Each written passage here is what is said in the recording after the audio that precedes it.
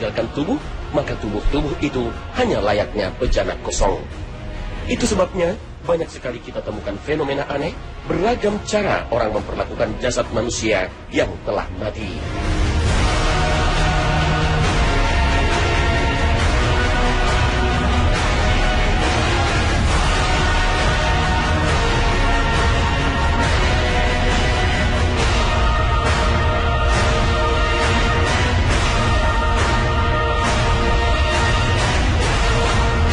Assalamualaikum warahmatullahi wabarakatuh. Di Tibet, ada cara tak lazim dalam memperlakukan mayat orang yang telah meninggal. Bentuk penghormatan terhadap jasad justru dilakukan dengan cara yang mengerikan. Pelepasan jenazah justru dilakukan dengan cara memotong-motong tubuh jenazah, kemudian dijadikan makanan burung pemakan bangkai. Inilah yang dikenal dengan pemakaman langit. Pemakaman ini merupakan praktik penguburan yang dilakukan masyarakat di Provinsi Qinghai, Tibet, Mongolia. Umumnya, masyarakat Tibet dan Mongolia meyakini perpindahan roh atau reinkarnasi. Karena itulah, tubuh manusia tidak perlu dipertahankan. Layaknya sebuah bejana kosong, sehingga mereka menghilangkannya melalui pemakaman langit. Prosesi pemakaman yang unik ini diyakini akan membuat mudah bagi jiwa yang meninggalkan tubuh untuk terus melanjutkan perjalanannya. Kemudian bagian tubuh yang tersisa akan diletakkan di menara keheningan selama 1 tahun. Ketika nantinya hanya tinggal tulang yang tersisa, maka tulang-tulang itu juga akan dipecah-pecahkan dengan palu dan ditumbuk sampai halus untuk dijadikan makanan bagi burung yang lebih kecil seperti gagak dan elang. Pemakaman ini juga diyakini berfungsi untuk membuang sisa tubuh manusia melalui kebaikan dengan cara menjadikannya sebagai santapan burung pemakan bangkai. Lain halnya di kota Palermo, Italia, sebuah biara yang bernama Capuchin Catacombs atau Catacombe dei Cappuccini menyajikan pemandangan yang menyeramkan. Mayat-mayat manusia yang sudah mengering tersusun rapi di dinding-dinding ruangan dan lorong-lorong biara. Pada tahun 1599, seorang pendeta yang bernama Capuchin menemukan bahwa Catacombs mengandung bahan pengawet misterius yang membuat pembalseman pada jasad yang mati. Sebagai hasilnya, sekitar 8.000 jasad dari segala kalangan dipilih untuk dikuburkan di sini.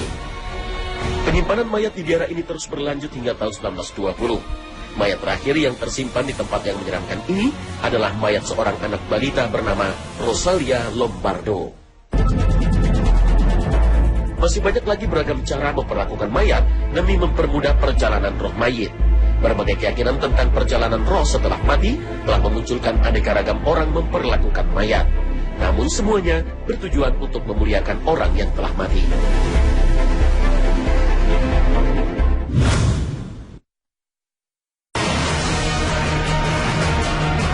Allah Subhanahu wa Ta'ala memuliakan manusia dengan penciptaan yang sempurna, memuliakannya dengan hak-hak yang disandangkan pada jasadnya. Dan sesungguhnya telah kami muliakan anak-anak Adam. Kami angkut mereka di daratan dan di lautan. Kami beri makan rezeki dari yang baik-baik. Dan kami lebihkan mereka dengan kelebihan yang sempurna atas kebanyakan makhluk yang telah kami ciptakan. Al-Quran Surah Al-Isra ayat 70. Maka ketika ruh telah berpisah dengan jasadnya pun, penghormatan itu tetap berlaku. Siapapun orangnya dan apapun keyakinannya, selama ia seorang manusia, ia berhak menerima penghormatan dan kemuliaannya sebagai manusia.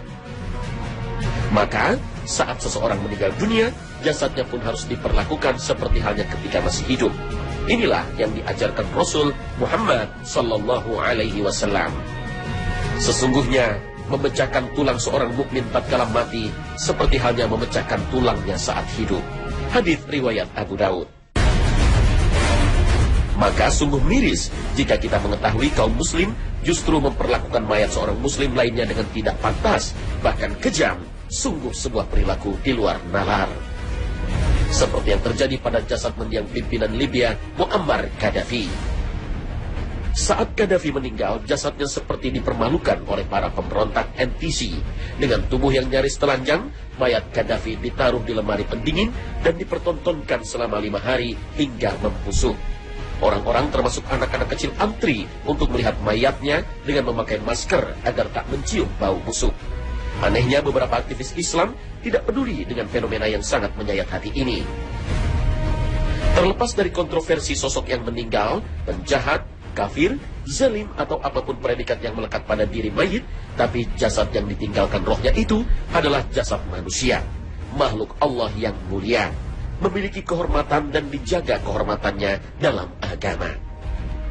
Maka tidak pantas jasad manusia dipermain-mainkan, misalnya jadi bahan tontonan atau dijadikan makanan burung hanya karena yang meninggal itu orang jahat atau kafir. Lihatlah bagaimana Rasul SAW mengajarkan pada kita bagaimana memperlakukan jasad manusia, bahkan sekalipun itu adalah jasad seorang non-muslim. Hal ini dituturkan oleh Jabir bin Abdullah radhiyallahu anhu. Ia berkata, suatu jenazah melewati kami, lalu Nabi berdiri karenanya, dan kami pun berdiri. Kami bertanya, wahai Rasulullah, jenazah itu adalah jenazah orang Yahudi. Beliau bersabda, jika kamu melihat jenazah, maka berdirilah. Hadis riwayat Bukhari. Petua Rasul SAW ini kemudian dipraktekkan oleh generasi terbaiknya, para sahabat, tabi'in dan tabi'in, para salaf saleh. Inilah yang dilakukan oleh dua sahabat mulia, Sahal bin Hunayf dan Sa'ad, saat keduanya duduk-duduk di Qadisiyah, Persia. Tiba-tiba lewat di hadapan mereka satu jenazah, lalu keduanya berdiri. Melihat tindakan dua sahabat mulia yang berdiri menghormati jenazah, ada orang yang berkomentar dan mengabarkan bahwa yang meninggal adalah orang zimmi, non-muslim yang berada di bawah perlindungan kaum muslim. Keduanya pun menjawab, sesungguhnya kami bersama Nabi pernah pula lewat sebuah jenazah di hadapan kami, lantas beliau berdiri. Sesudah itu dikatakan orang kepada beliau bahwa jenazah itu adalah orang Yahudi. Maka beliau bersabda, bukankah ia manusia juga? Rasul mengajarkan pada kita agar menghormati mayat manusia tanpa membeda-bedakan ras dan suku, bahkan keyakinannya. Selama ia seorang manusia, maka ia berhak mendapatkan perlakuan yang serupa. Imam Muslim bahkan meriwayatkan sabda Rasul SAW, apabila kalian melihat iringan jenazah, maka berdirilah menghormatinya sampai iringan jenazah itu lewat meninggalkan kalian, atau sampai diletakkan dalam kubur. Hadis riwayat Muslim. Oleh karena itu, Rasul SAW mengajarkan pada umatnya, saat seseorang itu meninggal, entah itu orang baik atau jahat, harus segera dikuburkan. Jika dia meninggal di pagi hari, hendaknya sore hari sudah dikuburkan, paling lambat besok pagi. Percepatlah mengantar jenazah ke kuburnya. Bila dia seorang yang soleh, maka kebaikanlah yang kamu hantarkan kepadanya. Dan bila kebalikannya, maka sesuatu keburukan yang kamu tanggalkan dari beban lehermu. Hadis riwayat Bukhari. Maka sebagai penghormatan pada mayit, saat seseorang meninggal, apalagi jika dia mengaku muslim, hendaknya yang diingat dan disebut-sebut adalah kebaikannya. Janganlah mengingat-ingat orang-orangmu yang telah wafat kecuali dengan menyebut-nyebut kebaikan mereka. Hadis riwayat An-Nasa'i. Sebaliknya, Rasul mengingatkan agar kita tidak mencaci maki orang yang sudah meninggal, karena itu menunjukkan buruknya akhlak. Rasulullah bersabda, janganlah kamu mencaci maki orang-orang yang telah meninggal dunia, karena sesungguhnya mereka telah sampai pada apa yang mereka dahulukan, amalkan, baik atau buruk. Hadis riwayat Bukhari. Karena jika caci maki itu dilakukan pada mayit, dalam riwayat Tirmizi ditegaskan, dengan begitu kamu menyakiti orang-orang yang masih hidup. Sayangnya tak sedikit perilaku demikian ini sering kita jumpai di sekitar kita. Maka ingatlah pesan Allah Subhanahu wa Ta'ala. Hai orang-orang yang beriman, janganlah sekumpulan orang laki-laki merendahkan kumpulan yang lain. Boleh jadi yang ditertawakan itu lebih baik dari mereka. Dan jangan pula sekumpulan perempuan merendahkan kumpulan lainnya. Boleh jadi yang direndahkan itu lebih baik. Dan janganlah suka mencela dirimu sendiri, dan jangan memanggil dengan gelaran yang mengandung ejekan. Seburuk-buruk panggilan adalah panggilan yang buruk sesudah iman. Dan barang siapa yang tidak bertobat, maka mereka itulah orang-orang yang zalim. Hai orang-orang yang beriman, jauhilah kebanyakan purba sangka, kecurigaan, karena sebagian dari purba sangka itu dosa. Dan janganlah mencari-cari keburukan orang, dan janganlah menggunjingkan satu sama lain. Adakah seorang di antara kamu yang suka memakan daging saudaranya yang sudah mati? Maka tentulah kamu merasa jijik kepadanya. Dan bertakwalah kepada Allah. Sesungguhnya Allah Maha Penerima Taubat, lagi Maha Penyayang. Al-Quran Surah Al-Hujurat ayat 11 hingga 12. Seorang mukmin, kata Rasul SAW, bukanlah pengumpat, pengutuk, berkata keji, atau berkata busuk. Hadis riwayat Bukhari dan Al-Hakim. Berkata buruk terhadap orang yang sudah mati saja dilarang Rasul Shallallahu Alaihi Wasallam, apalagi memperlakukan mayat secara hina.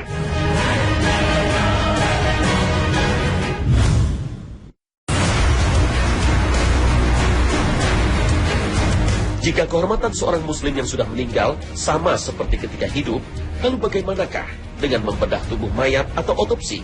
Apakah dengan demikian tidak menghormati jasad mayit? Saat ini otopsi sering digunakan sebagai salah satu bagian dari proses hukum untuk mencari atau menguatkan bukti sebuah kejahatan. Hasil dari pemeriksaan otopsi. Selain itu, otopsi juga memiliki peran cukup penting dalam dunia medis, bahkan menjadi sebuah tuntutan. Munculnya cairan penyakit baru yang ganas dan misterius juga memerlukan penanganan yang lebih serius, dan otopsi bisa menjadi salah satu proses untuk mencari solusi. Memang, otopsi bisa saja dilakukan tanpa melalui bedah mayat, misalnya dengan memeriksa kondisi jasad, sidik jari, luka, dan sebagainya. Namun dalam kasus tertentu, pembedahan beberapa organ dalam sangat diperlukan. Bahkan mayat yang sudah dikubur pun digali kembali.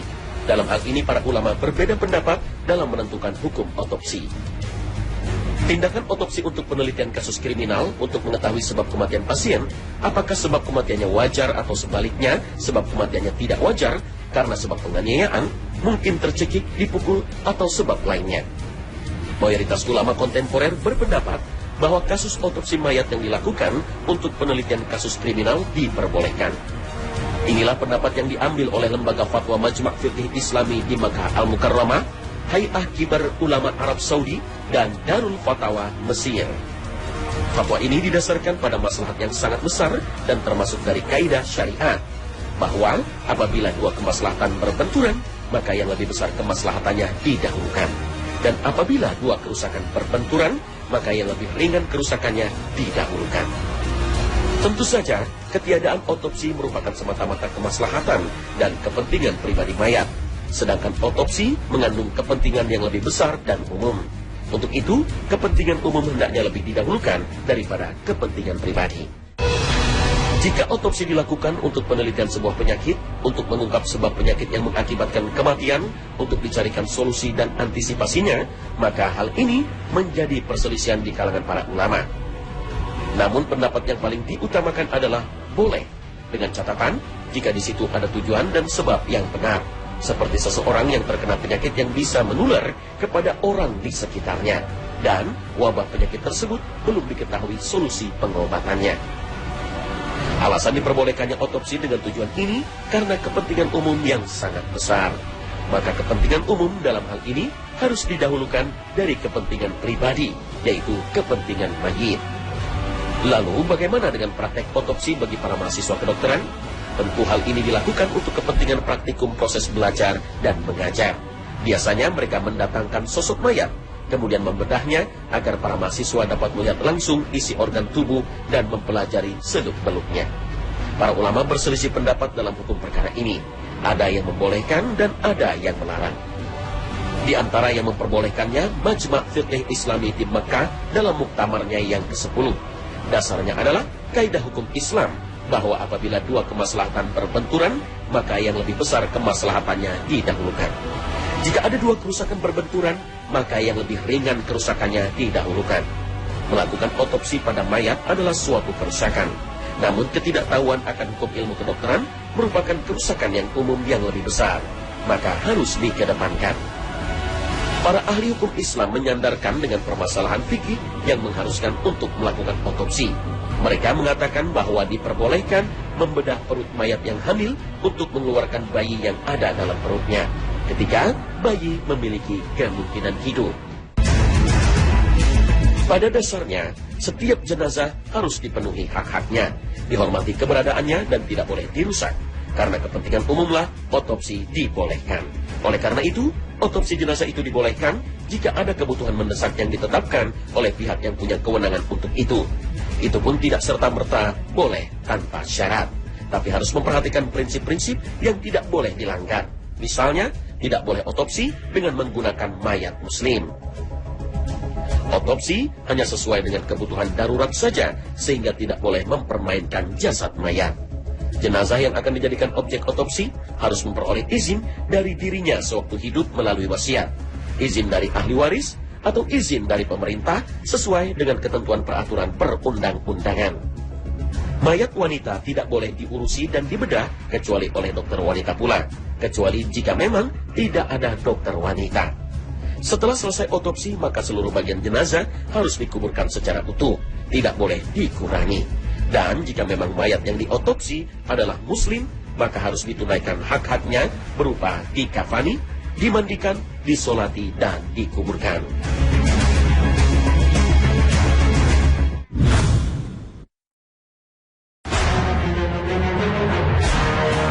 Ada sebagian kalangan yang mengatakan bahwa mengubur mayat dalam tanah itu merupakan penghinaan bagi manusia. Benarkah demikian? Tentu saja tidak. Justru mayat dikubur di dalam tanah adalah kehormatan bagi manusia. Manusia diciptakan oleh Allah berasal dari tanah. Tanah adalah ibunya. Mayat bila dikubur di tanah tidak lagi mengeluarkan bau busuk. Berbeda jika disimpan di tempat yang lain. Tidak ada seorang pun yang akan betah jika berlama-lama tinggal bersama mayat, walaupun itu keluarga, anak ataupun suaminya. Tidak ada yang karena alasan sayang lalu menempatkan mayat di sebelah tempat tidurnya. Orang yang paling sayang malah menutup dalam tanah, dikembalikan ke tanah untuk dirangkul dan diisap tubuhnya oleh ibunya, yaitu bumi atau tanah. Unsur-unsur dari tubuh mayat dimanfaatkan oleh tanah untuk kepentingan lain. Nanti pada saatnya, ia akan dibangkitkan kembali dari tempat tanah itu. Jadi wajar kalau manusia berasal dari tanah, dikembalikan ke tanah. Allah Subhanahu wa Ta'ala berfirman, dari bumi tanah itulah kami menjadikan kamu, dan kepadanya kami akan mengembalikan kamu, dan daripadanya kami akan mengeluarkan kamu pada kali yang lain. Al-Quran Surah Toha ayat 55. Tanda orang hidup ialah bergerak. Kalau mati, tentu saja ia tidak bisa bergerak, kecuali digerakkan. Jika orang mati didiamkan terus, akan menjadi bangkai, bau busuk, berubah bentuk dan menakutkan. Allah Subhanahu wa Ta'ala menginginkan agar keburukan mayat ditutupi supaya tetap terhormat. Inilah salah satu arti dari menghormati mayat.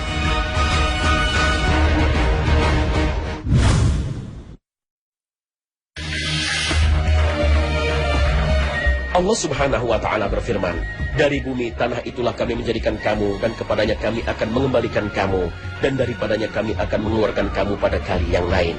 Al-Quran Surah Toha ayat 55. Abu Sa'id Al-Khudri menuturkan bahwa pernah suatu ketika Rasulullah SAW berjalan di Madinah. Beliau melihat ada sekelompok orang sedang menggali sebuah tanah untuk makam. Nabi lalu menanyakan untuk siapa lubang lahat itu. Mereka menjawab, untuk seorang dari Habasyah atau Afrika yang baru meninggal. Nabi lalu bersabda, La ilaha illallah. Dia diarahkan oleh Allah dari tempat kelahirannya menuju ke tanah asal dia diciptakan. Hadis riwayat Al-Bazzar, Al-Hakim, dan Al-Baihaqi. Manusia adalah makhluk yang diciptakan dari tanah, maka dia juga akan dikembalikan ke tanah asalnya. Setiap manusia juga punya asal tanah yang berbeda dari bermacam-macam daerah yang berbeda. Sesungguhnya hakikat perjalanan manusia di muka bumi adalah menuju ke tempat asal tanah dia diciptakan. Dimanapun tanah itu berada, pasti Allah akan mengkirimnya menuju tempat asal manusia itu. Oleh karena itu, di mana ia meninggal dan dimakamkan, maka di sanalah hakikat tanah asal dirinya. Dalam kitab Nawadir Al-Usul, Ibnu Mas'ud pernah meriwayatkan sabda dari Nabi. Sesungguhnya ketika nutfah menetap di dalam rahim, malaikat lalu meletakkan nutfah itu di telapak tangannya seraya berkata, Wahai Tuhanku, apakah engkau hendak menciptakannya atau tidak? Jika dijawab, tidak usah dicipta, maka nutfah itu akan lebur bersama darah dan tidak menjadi manusia. Sebaliknya jika dijawab, dicipta, maka malaikat akan berkata, Tuhanku, apa rezeki, peninggalan, ajal dan amal untuknya?